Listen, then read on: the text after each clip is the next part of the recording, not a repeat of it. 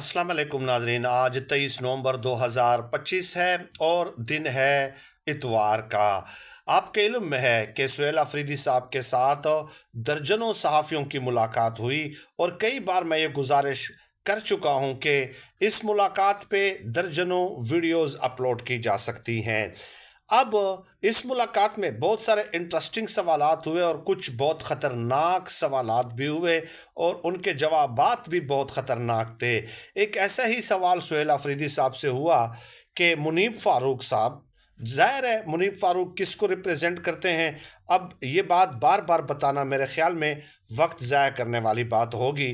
तो मुनीब फ़ारूक साहब का एक क्लिप उनको सुनाया गया जिसमें वो ये कहते हैं कि इंतज़ाम हो रहा है, ये प्लान बनाया जा रहा है कि अगर तहरीक इंसाफ नहीं मानती तो इमरान खान साहब का तोड़ करने के लिए और उसको ज़्यादा देर तक जेल में रखने के लिए हो सकता है कि अगली बार केपीके में तहरीक इंसाफ की हुकूमत ना हो।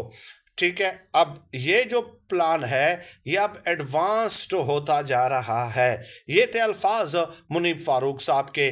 तो जब ये सवाल सुहेल अफरीदी साहब से पूछा गया तो उन्होंने जो जवाब दिया वो इंतहाई तशवीशनाक है। मैं समझता हूँ कि इंतहाई तशवीशनाक का लफ्ज़ मैं इस्तेमाल कर रहा हूँ क्योंकि सुहेल अफरीदी साहब ने कहा कि देखिए, हम ये तो नहीं कह सकते कि पाकिस्तान में राइटली निज़ाम इंसाफ है, ऐसा हो भी सकता है। यानी फिर उन्होंने कहा कि ऐसा इस शक्ल में हो सकता है कि तहरीक इंसाफ पे पाबंदी लगा दी जाए, जिस तरह ये टीएलपी पे लगाई है ना। अब टीएलपी का नाम तो उन्होंने नहीं लिया, लेकिन मैं बतौर मिसाल आपको बता रहा हूँ। तो सुहेल अफरीदी साहब ने कहा कि ऐसा ऐन मुमकिन है। अब ये जो बात उन्होंने कही है ना, इससे भी उनकी सोबेरिटी और मैच्योरिटी रिफ्लेक्ट होती है कि वो इस इम्कान को नज़रअंदाज नहीं कर रहे।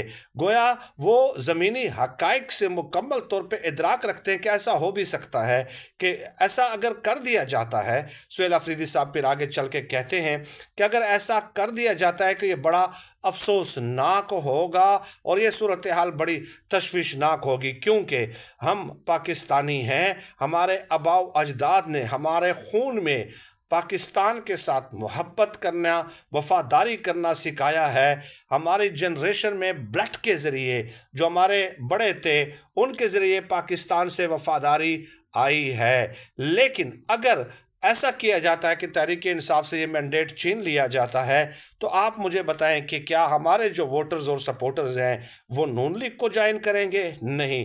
पीपल्स पार्टी को ज्वाइन करेंगे? नहीं। JUIF या ANP को ज्वाइन करेंगे?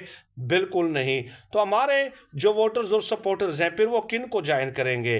तो फिर ऐसे लोगों के साथ वो ताल्लुक़ शायद बना लें जो ना कौमी तराने का एहतराम करते हैं और ना ही आइन का एहतराम करते हैं। अब ये बात, इसकी इंटरप्रिटेशन फिर सुहेल अफरीदी साहब से मांगी गई कि आपकी इस बात का क्या मतलब है। तो उन्होंने कहा कि मैं तो यही कह रहा हूँ ना कि हमारे वोटर्स और सपोर्टर्स ना नून लीग, ना पीपल्स पार्टी, ना JUIF, ना ANP उसमें नहीं जाएंगे।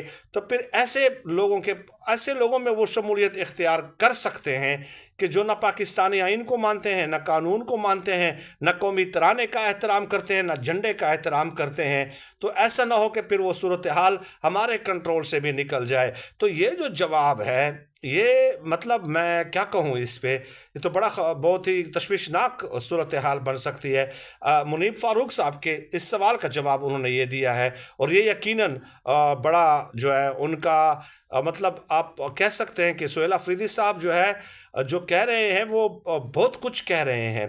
तो उन्होंने ये भी कहा कि हम तो पाकिस्तानी आइन का, पाकिस्तानी कानून का, कौमी तराने का, झंडे का एहतराम करते हैं और ये हमें आबाओ अजदाद से विरासत में मिला है। और मुझे सबसे ज़्यादा तकलीफ़ उस सवाल पे हुई थी जो तैयब बलोच साहब ने पूछा था कि आप वफाक से क्या अलहदा हो रहे हैं।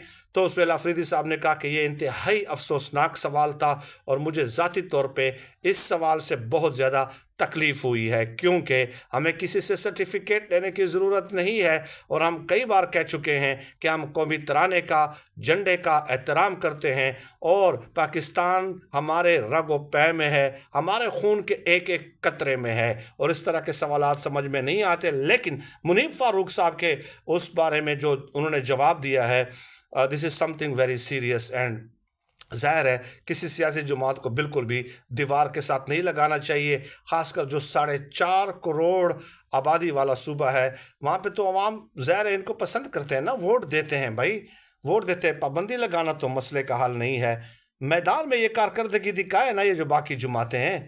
پنجاب میں یہ جماعتیں جو ہیں 17 سیٹیں کل ملا کر نہیں لے سکی، تو پھر اب کیا کہا جا سکتا ہے۔ بہت شکریہ۔